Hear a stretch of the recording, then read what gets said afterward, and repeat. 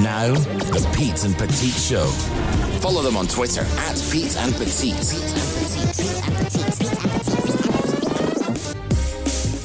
Good evening, everybody.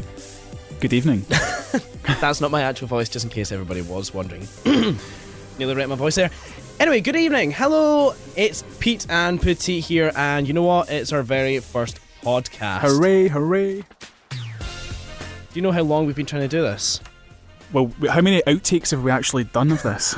7. We could just put a whole load of things together just of outtakes. It would actually be quite fun. And then Christmas happened and that was it. Anyway, tonight we are going to be talking about some fascinating marketing news that's, well, happening all over the world in different departments. Technology, we're going to be talking about, shops, things like that. Yeah, advertising, virals. Probably not all in the first podcast, as you would be here for a full hour and a half. But yeah, just we're going to be generally doing these once or twice a month. And then, am I right in saying, uploading it to our Twitter page, which is what, yes, Pete? It is at Pete and Pettit. It's got a great ring to it, doesn't it? What's that again, Mark? It's at Pete and, I forgot, Pettit. My silly surname. Yeah, so, well, why don't we just kick off with Let's go, things let's do it. And start. Well, Let's do it. I know you had a few interesting stories under your belt. Do you want to tell us the first one? Oh, under my belt? Mark, how rude.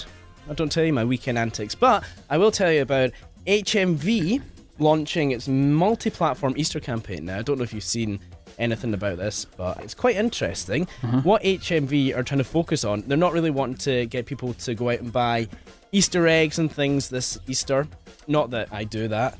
Yep. Because I hate chocolate. What they're trying to focus on is they're trying to get people to go in store, buy CDs, DVDs, they're just trying to get people in their store. Instead of spending it in chocolate. Exactly. Because of what's been happening with HMV, they were I think they were kind of at touch and go at one point. I don't know if anybody's been into HMV recently, but they've completely revamped the place. They've got a different layout. That's right, yeah. The indoor experience is completely different. They've got a big gaming section. They've got the fantastic headphone section as well, don't they? They've got a headphone section. It's like a right user experience. Yeah, they've basically got a whole technology part where you can get hands-on experience on iPads, all the different tablets that are coming out. So it is fantastic. I think there's a challenge right there. Convince the British public, who are greedy sods, to spend their money on games, CDs, whatever, instead of chocolate. No, that's probably not going to work. So that's what their plan is. It's called, they've launched a multi-platform campaign, which includes a Facebook app called the Egg Resistance. Oh, I like what they did there. Which, in essence, invites people to pledge an allegiance, I use inverted commas, to the chocolate egg resistance and build an army to combat the chocolate eaters. Now, this whole kind of thing, I don't know if it will work or not. Okay. Well, to be honest with you, actually, I can't say I recall other brands or retailers doing a similar thing where they're saying, instead of spending whatever it costs for an Easter egg, come in here and buy something different. I actually like the thought of that. Personally, when I was younger, loved chocolate. Now, I'm a complete health and fitness freak. Any chocolate that I do receive tends to go to my little cousins or whatever. So, I would rather receive a game or a CD or something. Yeah. I'd rather spend my money on CDs, games. I had one. That's because you have 10 fillings in your mouth. No, my teeth. You finally learned your lesson. My teeth are white. I'm only kidding. I use Colgate. Sponsor. I literally had one chocolate Easter egg today, and I got to the end of it, and I thought, why did I eat that? It was absolutely disgusting. That's interesting. Yeah. Yeah. So HMV are trying to do this now.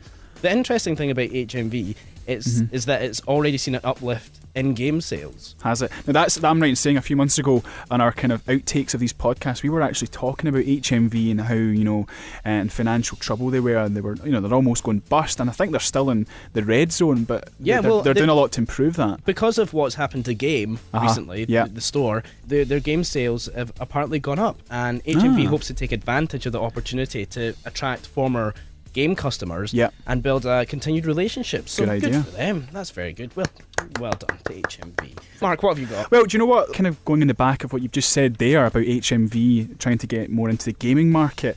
Obviously, we all know that Game was in serious trouble and many of their stores have been sold off. Now, you'll start to see Tesco, they'll start to advertise themselves as the biggest game retailer in the UK. Some interesting facts, and I suppose this isn't really a surprise, particularly the way Tesco's been operating its business recently. They've got over 10,000 games available, which is huge. Tesco, yeah. Now that's on almost 400 stores, and they are saying as well that they'll start to do midnight releases of games and previews. So they'll be trying to attract the hardcore gamer as well as just the average person that likes to play every few weeks. So that's interesting to see supermarket giants come in there and reposition parts of their business. But then don't supermarkets tend to have their games priced a little bit cheaper because they don't have tax on it? So something that's in a store that's, let's just say Game, for instance, that's $39.99, where you go to Tesco and it's $37.99. Well, it's not a cash cow for them. In terms of what I mean is that they could probably take a slight loss in their games, but when you go into a supermarket, if you're buying a game, you'll probably also buy something else when you're in there, so that's how they make money from you. So I think that's one of the ways that benefits them. And what you were saying about HMV, they're launching this new kind of marketing proposition that again is looking to keep you... I'm trying to find it on my bit of paper and I can't find the actual... They had a tagline. I've lost it. But this show is not scripted for anybody that is listening. In general, Pete, you're looking at all the retailers such as Asda, Sainsbury's, all trying to get a slice of the market. I mean, the market's worth $1.42 billion, and apparently that's a drop compared to last year, but there's still a lot of money to be made there. So, yeah, interesting to see where that will go. The gaming industry is huge, and now since we're talking about money, the wonderful world of Facebook. I don't know if anybody agrees, but see the new timeline. Do you not like it? No. No? No. How long have you had it for? A couple of weeks. Yeah. It's all over the place. Am I right in saying that at some point everyone is going to have to convert over to it? Yeah, they're just going to automatically do it because they're taking over the world. Mark Zuckerberg is just... that puts me right off. Satan. Google Plus, here we come. Now, talking about Facebook has actually gone and bought an application. What? Sorry, Pete. Could you? Too many P's. Application, and what they've actually bought is Instagram. Oh yeah, okay. Now I don't know if you know what Instagram is, but I do. But tell me anyway. So Instagram, it's an iPhone app. Fantastic. There you are, guys. It's an iPhone app. Sorry, I was burping. And what it is, you take a photograph and you load it up onto Instagram, and there's lots of different filters you can choose from, make the photograph look really nice, and people who are crap at taking photographs, they make it look really nice. So Facebook's decided to buy this application for $1 billion, which is... It's probably about £693 million. Oh, I don't know that. £630 million. Oh, I'm just off. 30 million out. So they've actually bought Instagram, which I'm surprised Instagram have actually sold that, because it is a good little application. They've just released a version for Android, which got more than 2,000 people downloading it a minute. That's 2,000 people a minute. I read somewhere this is Facebook's first purchase of a company. It is their first the start purchase. of it, Well, apparently what Mark Zuckerberg is saying is they don't plan on making further purchases of other sites. So I'm quite interested that they've gone and purchased Instagram. Why didn't they just make their own version? Because it's established. It's already established. It's in the market. People are using it. If Facebook had to go and make an equivalent, it would cost them money. Plus, it would take maybe a year or two. Well, probably not as long as that, but it would take a bit of time to get to market. What I find interesting about this, you were saying Mark was saying that he doesn't want to, or he's not looking to purchase any other companies in the foreseeable future. And the reason I say that is Facebook will be probably launching a mobile within the next couple of years. They're going to do what Google's doing. They'll probably end up having their own search page. Data's a big thing to them. So, I was a few months ago, or even a year ago, Pete, I was thinking, people will get sick of Facebook. Something else will come along. I'm sick of Facebook already. Hands up, I'm sick of it. Well, where's this company going to go? Well, this is them starting to diversify. They need to bugger off. That's where they need to go. They're just annoying me now. Everywhere. But, well, in all fairness, if you didn't have Facebook, right? Okay, it's annoying you. You're addicted to it, and you probably don't realise. Every day, if you had to count how many times a day you're on Facebook via your phone, you'd be shocked. Without it, you've lost a whole bit of communication. Can I just say I've not been on once today, and I didn't. That's because you were busy working. But normally. That's because I tweet instead. I don't know if you know, but we've got Twitter, just to reiterate that. It's Pete and Pettit. So I'm a tweeter. But I bet you still, though, if you did not have Facebook, you would feel lost, or as a part of your life missing. Interesting story. Why don't we move on to my next point? Pete, would you fancy earning yourself some cash by simply sharing something on Facebook? Probably, yeah. Well, if your answer is yes, you can. This is where Facebook gets interesting. Well, this isn't well, it's to do with Facebook as well. Dell, who are the third? I think they're the third biggest PC maker in the world, are now looking to reward customers with cash, which is usually a slightly different approach from some companies, if you help share their products. Now, what this means is, if you share some of their products on Facebook, LinkedIn, Twitter, whatever, you can earn up to £5 per transaction. So say I shared a product with you and you went, oh, I really like the look of that. As long as it's £70 or more, and if a laptop is £70, that is darn cheap, I will get £5. Now, I think this is a fantastic idea. I mean, how many emails do you get through, Pete? Newsletters from companies saying, please share this, you'll get points for this, points for that. No one wants points, but if I know I'm getting a £5 and I know that you're interested in a laptop and you like Dell, it's a click and then I can potentially earn money. So I quite like this. Yeah, I mean, the way they're looking to do it is consumers will become micro affiliates. So, they're doing the marketing for themselves, aren't they? Very good. Okay, so apart from Dell getting people to make money, you had a little story on Citroen, is that right? I do, yes. Citroen are doing something really quirky with social media, as most companies are these days, but I really like this one. This kind of stood out to me. They're claiming to be the first company to crowdsource a car in the UK. Now, what this means is they're getting their Facebook fans to help design the next car. Oh, wow. Probably the way you could look at this is a modern focus group. What they're going to do is have different elements of the car, from the wheels to the chassis to the colour to the windows, etc., to the interior, and you like these different options. So you may have, the first part of it may be the interior.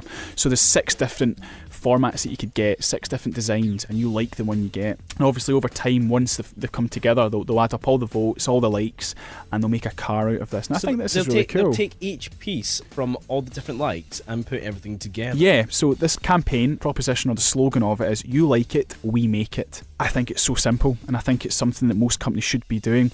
Obviously, when you buy a car these days, usually cars are designed on the basis of focus groups. Facebook is so open to everyone, most people have it. What better way to get insight and design and what your consumers want than use Facebook? I think it's a fantastic idea.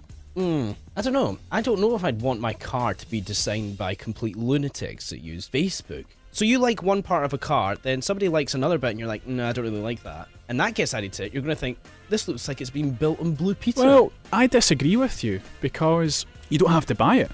But if you like Citroen and you think, do you know what? How many products do you buy that you wish you could have had an input into? Quite a lot, probably. One for me, mobile phones. Battery life in mobile phones are crap. Wish they could do something about that. But my point is, I would love to have an input in design. That's true, but it's only a very small part. It can be, but you might like the same thing as another million people do, and ends up you get a design you like. Well, I don't know if I want my Citroen to be built out of Facebook users. Well, you drive a Mini, so we don't need to worry about that. That's a fantastic Mini. It's one of the fastest cars in the world.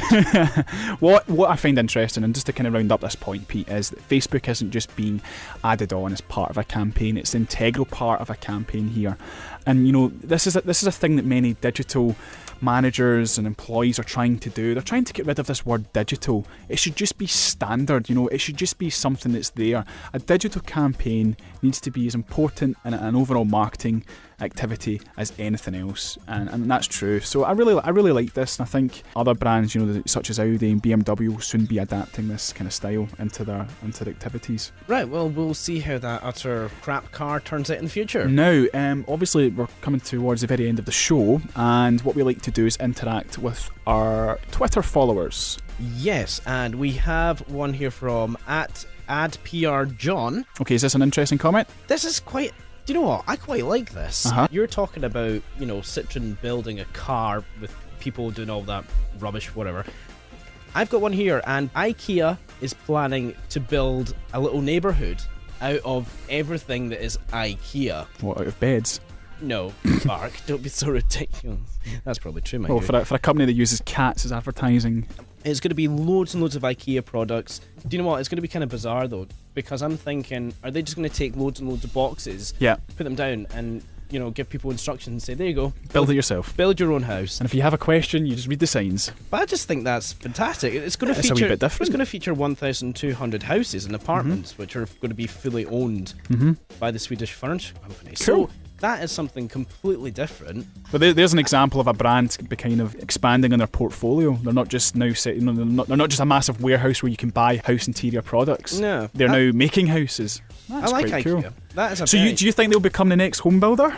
I have no idea, but if IKEA were to make homes, I think they'd be the funniest looking homes ever. So we'll Big, see bright how. purple and blue colours, and your chimneys royal blue. And the thing is, you'll have like little bits of extra walls and things just to keep by the side in case something happens to your other wall. So thank you very much at AdPR John. That was a very, very interesting input. And obviously we'll be uploading this podcast to our YouTube video. You can get the link to the YouTube site via Twitter.